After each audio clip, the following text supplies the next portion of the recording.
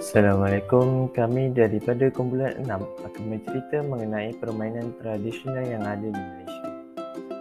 Terlebih dahulu, saya ingin memberitahu sedikit mengenai permainan tradisional ini sebelum pergi lebih mendalam. Permainan tradisional mempunyai pelbagai jenis di Malaysia yang mengikut budaya etnik masing-masing. Permainan tradisional juga menggambarkan keunikan sesuatu kaum itu sendiri.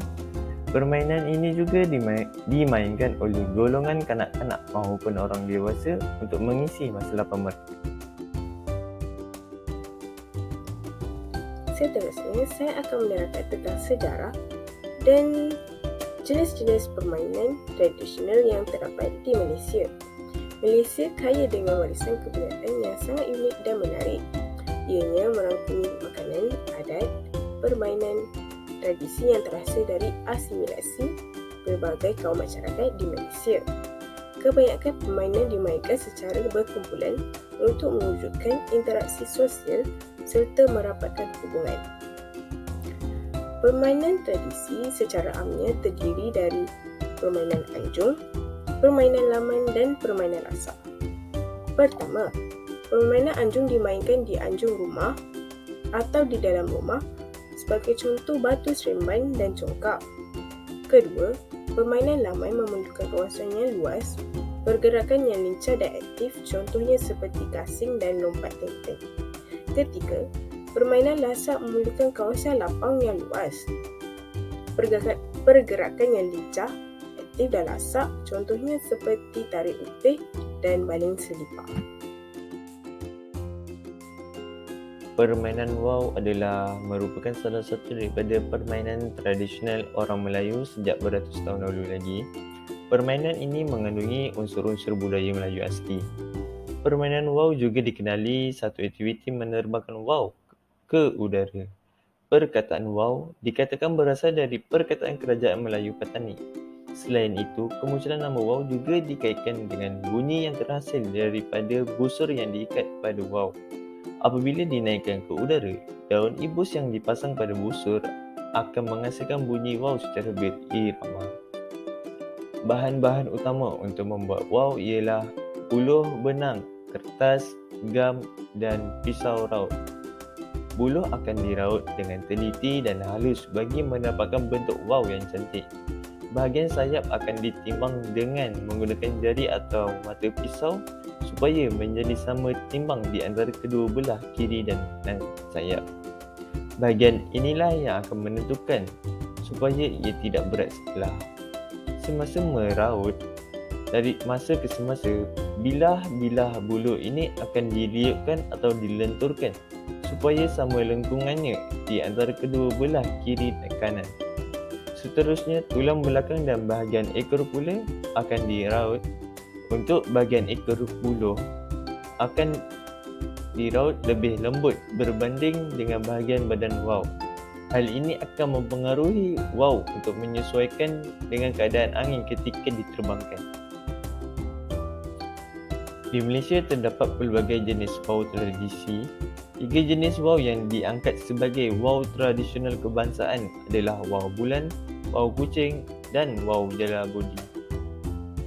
Wow turut dijadikan identiti masyarakat Melayu untuk menarik kedatangan pelancong ke negara ini.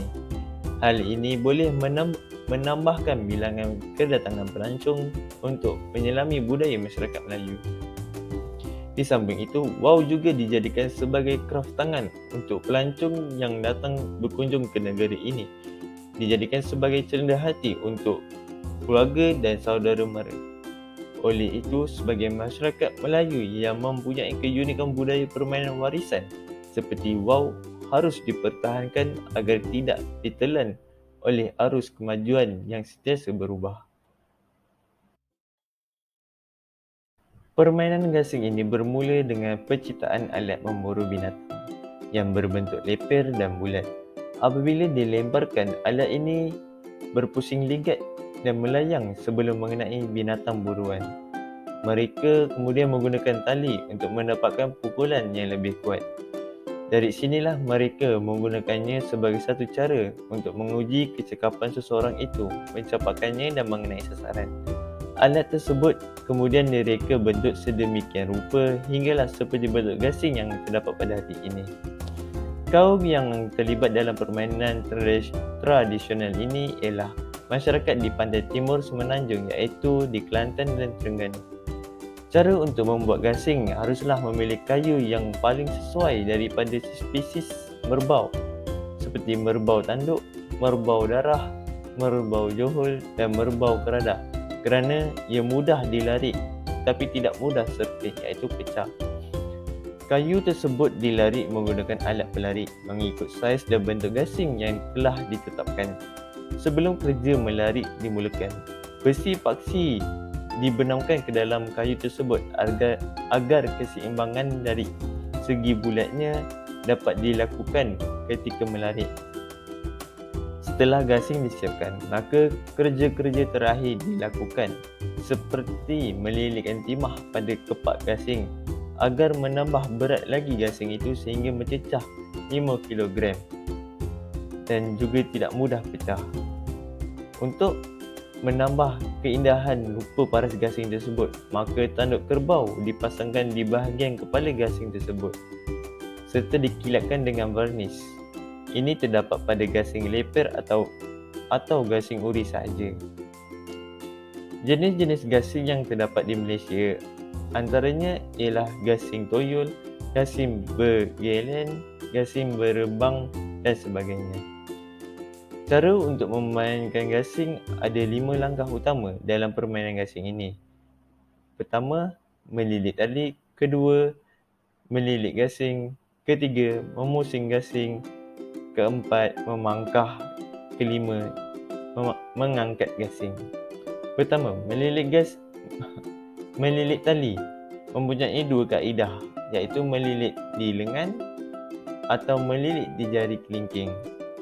Kedua, melilit gasing menggunakan tali yang dililit pada lengan atau jari kelingking.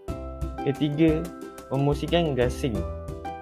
Keempat, memangkah gasing pihak lawan. Dan akhir sekali kelima, mengangkat gasing untuk melihat gasing itu berpusing dengan lama.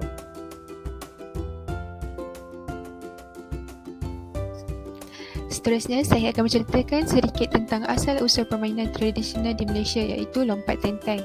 Permainan ini juga dikenali sebagai ketinting. Kanak-kanak perempuan lebih gemar untuk memainkan permainan ini berbanding kanak-kanak lelaki.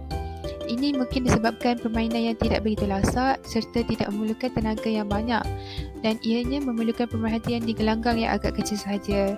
Di kawasan kampung-kampung, gelanggang dibuat dengan menggoreskan garisan di atas tanah sahaja.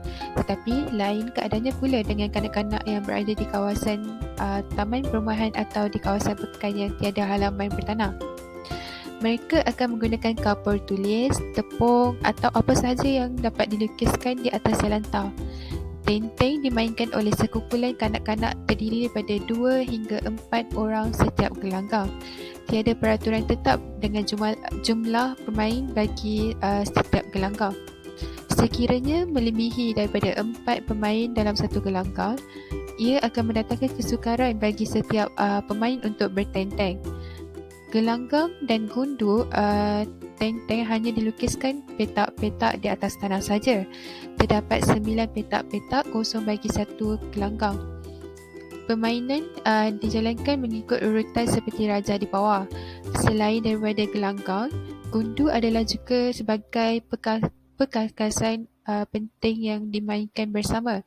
Gundu atau buah ialah objek berbentuk leper seperti separuh tapak tangan yang diperbuat daripada apa sahaja seperti pecahan pinggan, kepingan besi atau batu yang leper. Gundu ini adalah sebagai tanda bagi para pemain untuk menggerakkan kedudukan mereka di petak-petak gelanggang.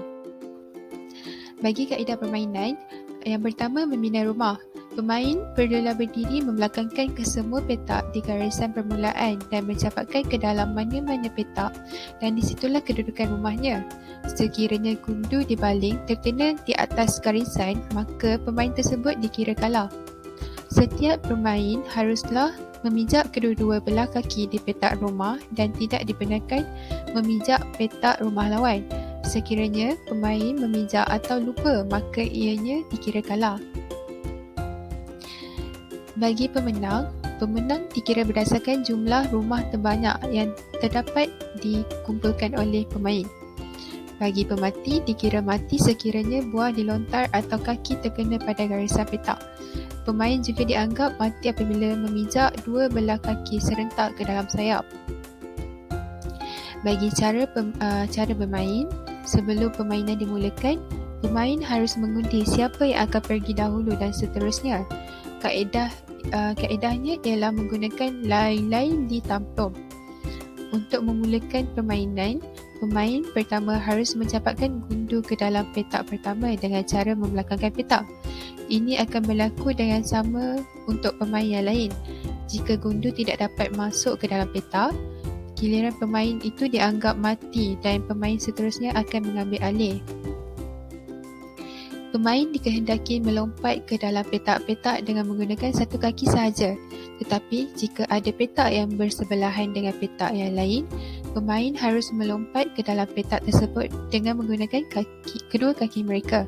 Setelah pemain melompat kembali ke garisan permulaan, mereka harus memijak kaki kanan mereka ke petak kedua dan petak keempat akan dipijak oleh kaki kiri mereka. Setelah itu, pemain dikehendaki melompat ke petak ketiga dengan menggunakan sebelah kaki dan seterusnya gundu harus dikutip di petak pertama. Pemain untuk menghabiskan giliran mereka harus melompat balik ke petak pertama dan terus ke garisan penamat.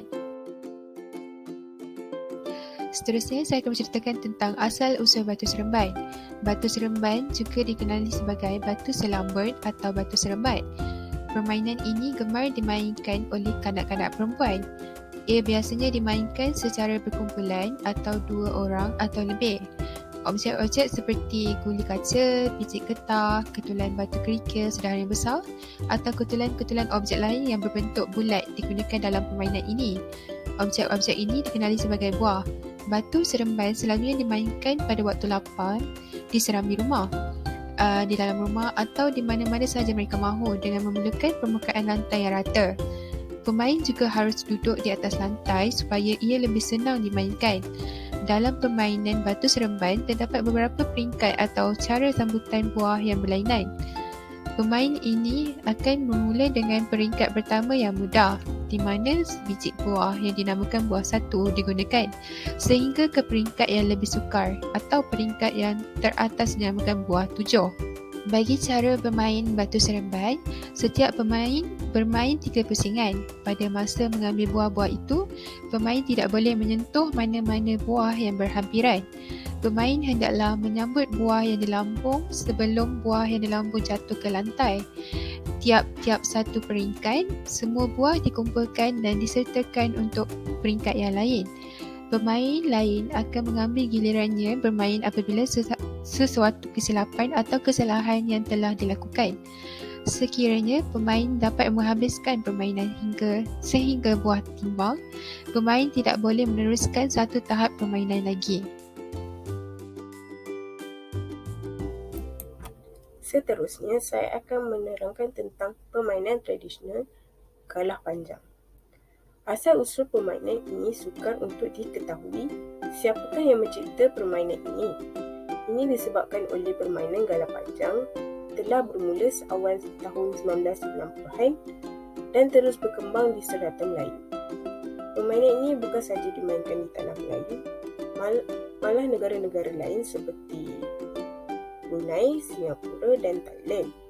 Namun begitu, nama dan corak permainan telah berubah mengikut masyarakat setempat. Permainan ini dimainkan di atas gelanggang yang luas, bermain secara berkumpulan, iaitu satu permainan dua kumpulan. Kebiasaannya, dua-dua kumpulan memerlukan bilangan ahli yang sama. Salah seorang dari ahli kumpulan itu akan dilantik sebagai ketua dan lainnya sebagai awak-awak sahaja. Permainan dimulakan dengan undian secara puan tusum dijalankan oleh kedua-dua pasukan untuk mengetahui siapa yang paling jalan terlebih dahulu. Bagi cara bermain pula, kumpulan menempuh gelanggang akan berkumpul di depan dan seterusnya ketua akan menyapa tangannya dengan ketua pihak lawan. Penjaga akan menjaga kawasannya agar pihak penempuh tidak melepasi garisan yang dijaganya. Kemenangan tercapai apabila orang yang telah melepasi garisan paling akhir melepasi garisan permulaan dan permainan diteruskan sehingga ada pemain yang ingin berhenti. Seterusnya ialah permainan baling selipar. Sejarah permainan ini juga tidak jelas, tetapi ia mempunyai banyak persamaan dengan permainan baling tim. Ianya bermula seawal penduduk di Malaysia menggunakan selipar terutamanya pada zaman kolonial. Latar belakang permainan ini, ianya dibahagikan kepada dua kumpulan dan bilangan kedua-dua kumpulan mestilah seimbang, iaitu kalau kumpulan pertama ada 5 orang, kumpulan kedua pun kena ada 5 orang juga. Setiap satu permainan boleh mencecah 10 hingga 15 minit. Ianya dimainkan di kawasan rata dan luas, menggunakan 3 selipar untuk membuat segitiga atau bentuk piramid dan satu lagi selipar untuk dijadikan objek membaling. Cara bermain permainan ini adalah memerlukan selipar yang tidak terlalu keras atau tebal kerana ia boleh menyebabkan tercedera akibat balingan yang dibuat oleh pihak lawan atau sebaliknya. Selipar yang dikumpulkan haruslah dibentuk tegak menjadi segitiga ataupun piramid dan satu selipar lagi digunakan untuk balingan. Pemain pertama dari kumpulan utama memulakan permainan dengan cara membaling selipar ke arah selipar yang telah disusun tadi yang dibuat bentuk segitiga atau piramid. Setiap pemain boleh membuat lontaran sebanyak 3 kali untuk menjatuhkan selipar yang telah disusun. Jika lontaran yang dilakukan tidak terkena pada sasaran, giliran pihak lawan pula mengambil alih untuk melakukan lontaran seterusnya. Namun, jika selipar berjaya dijatuhkan, maka pemain kumpulan utama berusaha memastikan lawannya dengan membuat balingan selipar dan disasarkan pada pihak lawan. Kemenangan dikira berdasarkan jika pihak lawan dapat menyusun semula selipar-selipar tersebut menjadi 3 segi dan melangkah susunan tersebut.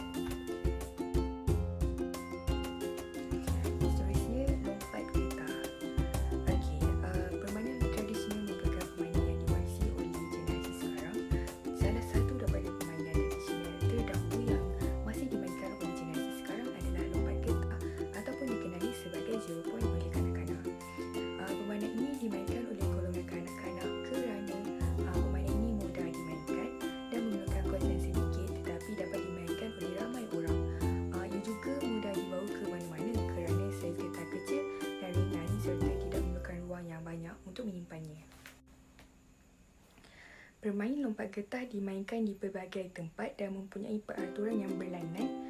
Walaupun begitu, permainan ini tetap menyeronokkan walaupun pelbagai versi daripada tempat yang berlainan. Permainan getah bukan sahaja mencabar pemain untuk melakukan lompatan setinggi yang boleh, tetapi juga mengeratkan lagi hubungan setiakawan. Pemain-pemain akan bermain bersungguh-sungguh untuk memberi kemenangan kepada kumpulan masing-masing.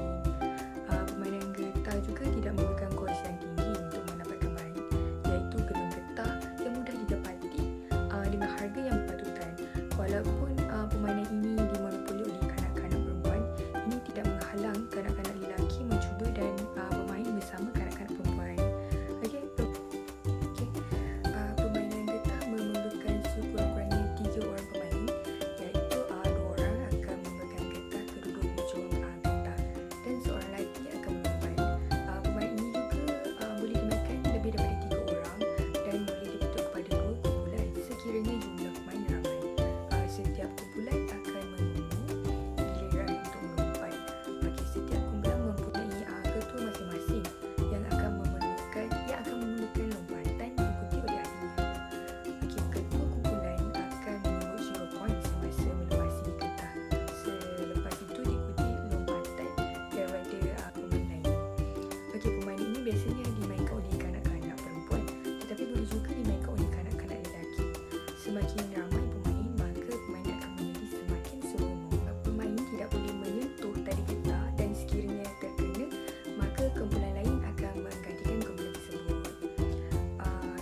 beberapa peringkat dalam permainan tali getah. Peringkat pertama, tali getah akan diletakkan pada aras kaki sebagai permulaan permainan. Peringkat kedua pula ialah tali getah akan dinaikkan lagi ke aras lutut dan perlu melompat tanpa tangan menyentuh tali getah. Okey, seterusnya peringkat ketiga, pemain perlu melompat melepasi peha. Apabila selesai melepasi paras lutut dan peha, tali getah akan dinaikkan ke paras pinggang pula. Ini juga ahli kumpulan yang lain boleh membantu ahli kumpulan yang lain yang telah mati pada aras ini. Kumpulan yang melepasi aras yang tertinggi dianggap sebagai pemenang. Okey, sedikit pengenalan tentang permainan rebut tiang. Okey, ada waktunya permainan di halaman rumah tidak dapat dijalankan kerana hujan lebat. Jadi sementara menunggu hujan reda, kanak-kanak desa suka berkumpul di sawah rumah, kolong rumah daripada membuang masa tidak berbuat sesuatu. Okey, mereka akan menjalankan permainan yang sesuai bagi menghilangkan jemu atau memanaskan badan. Istimewanya rumah tradisional Melayu Kedah ialah tiangnya yang tinggi. Ini membolehkan tiang dijadikan medan permainan, malah dalam permainan rebut tiang, tiang rumah itulah yang menjadi alat utama. Okey, seterusnya terdapat beberapa peraturan dalam permainan rebut tiang ini. Yang pertama, permainan ini boleh dilangsungkan dengan jumlah pemain yang sedikit ataupun ramai, iaitu kebiasaannya 5 hingga ke 8 orang. Seterusnya, pemain perlu berjalan itik dan berlumba menuju ke mana-mana tiang pilihan. Siapa lambat dia tidak dapat tiang untuk dibuat rumah dan perlu menjadi perebut tiang. Seterusnya, pergerakan pertukaran rumah mesti cepat dan lancar. Seterusnya, persetujuan bertukar tiang perlu dibuat secara senyap dan bahasa isyarat supaya tidak disedari oleh perebut tiang. Pemain tidak boleh tergesa-gesa untuk mengelakkan pelanggaran terlanggar antara satu sama lain. Kesimpulannya, banyak perkara yang perlu dilakukan jika kita tidak ingin melihat satu barisan khazanah warisan berharga ini lepas menyembah bumi dikirakan kita sendiri. Sebenarnya, warisan tinggalan nenek moyang ini amatlah berharga dan boleh dijadikan aset penting membantu meningkatkan pendapatan negara jika dapat dieksploitasi dengan bijak. Melalui perkumpulan kelab dan persatuan yang berasaskan permainan tradisional di sekolah, PTA dan PTS juga dapat memupuk pelajar cinta akan permainan ini sejak di awal usia lagi. Sebenarnya, permainan tradisional yang bijak diberikan inovasi mampu menjadi simbol unik negara dan menjadi kebanggaan kepada semua. Okey, semua pihak tidak kira peringkat usia, pangkat tinggi atau rendah, perlu bersama-sama berganding bahu dalam usaha mempopularkan permainan tradisional sepanjang zaman ini. Bak kata pepatah, belah